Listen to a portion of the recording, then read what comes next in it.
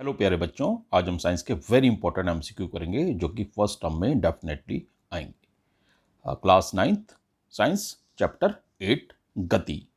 Question number 1, जब कोई वस्तु समय के साथ दूसरी वस्तु के सापेक्ष अपनी स्थिति बदलती है तो उसे कहते हैं ए गति, बी त्वरण, सी दोनों, ए तथा बी और डी इनमें से कोई नहीं। तो हमारा करेक्ट आंसर है ए यानी कि गति।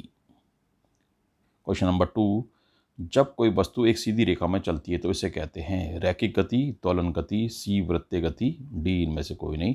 सीधी रेखा में जब चलेगी तो इसे कहेंगे रैखिक गति, लीनियर मोशन। जब कोई वस्तु अपनी माध्य स्थिति से इधर उधर जाती है तो इस प्रकार की गति कहलाती है दोलन गति। आपने वॉल क्लॉक देखी होगी जिसमें पेंडुलम नीचे इधर से उधर होता रहता है, तो वो दोलन गति है। किसी वस्तु द्वारा तय किए गए वास्तविक पथ की लंबाई कहलाती है दूरी, बी विस्थापन, सी वेग, डी इनमें से कोई नहीं। आंसर है ए दूरी। प्रारंभिक स्थिति से अंतिम स्थिति के बीच की न्यूनतम दूरी कहलाती है ए दूरी, बी विस्थापन, सी दोनों, डी इनमें से कोई नहीं। बी विस्थापन। The correct answer is B विस्थापन। एक कार 5 सेकंड में 20 मीटर की दूरी तय करती है, फिर अगले 5 सेकंड में 40 मीटर की दूरी करती है। कार की औसत गति क्या है? ए 6 मीटर प्रति सेकंड, बी 10 मीटर प्रति सेकंड, सी 8 मीटर प्रति सेकंड, डी इनमें से कोई नहीं। आप पहले दोनों दूरियों को जोड़ लेंगे, यानी 20 + 40 हो गया 60 और समय हो गया 10 सेकंड, यानी 60/10। आंसर आ गया हमारा 6 मीटर प्रति सेकंड।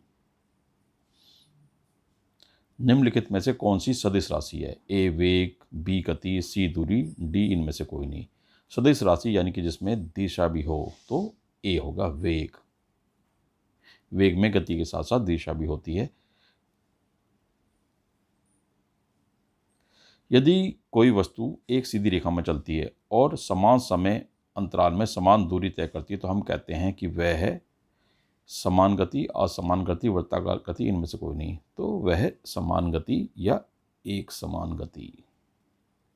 9, प्रति इकाई समय में किसी वस्तु के वेग में परिवर्तन को कहा जाता है, यानी कि वेग में परिवर्तन की दर को कहा जाता है ए त्वरण, बी गति, सी वेग, डी इनमें से कोई नहीं। ए त्वरण। त्वरण का ऐसा ही मात्रक है मीटर प्रति सेकंड, मीटर प्रति सेकंड, ए मीटर प्रति सेकंड स्क्वायर, बी मीटर प्रति सेकंड, सी मीटर, इनमें से कोई नहीं। तो त्वरण का ऐसा ही मात्रक है ये मीटर प्रति सेकंड स्क्वायर या मीटर प्रति सेकंड वर्ग।